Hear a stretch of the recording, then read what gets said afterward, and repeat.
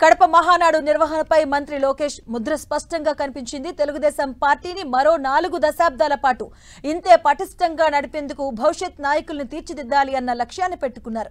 అందుకే మహానాడులో యువ నాయకత్వానికి ఎక్కువ ప్రాధాన్యత ఇచ్చారు. లోకేష్ ఆలోచనలకు అనుగుణంగానే మహానాడు నడిచింది. తెలుగుదేశం పార్టీ 43 ఏళ్ల చరిత్రలో 30కి పైగా మహానాడు కార్యక్రమాలు జరిగాయి.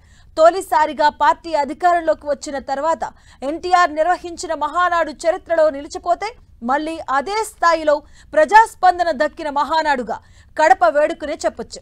ఇక టీమ్ స్పిరిట్ తో మంత్రి లోకేష్ తెర వెనుక క్రియాశీలకంగా వ్యవహరించారు.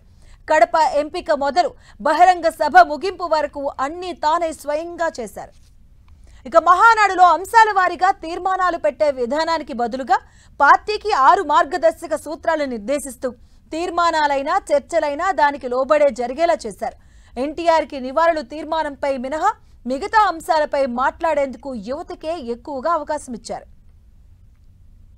మహానాడులో లోకేష్ మాస్ పంచ్ డైలాగులతో ఆకట్టుకున్నారు. ప్రభుత్వం కొనసాగింపుతోనే రాష్ట్ర అభివృద్ధి సాధ్యమంటూ గుజరాత్ మోడల్ను చూపించారు. అహంకారం ఉంటే 151 సీట్లు 11 సీట్లు అవుతాయని వివరించారు.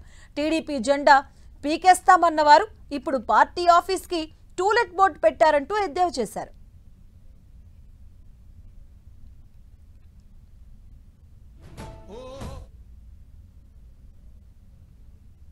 నా తెలుగు కుటుంబంలో భాగంగా ఈ 6 శాసనాలు ఉంటాయి.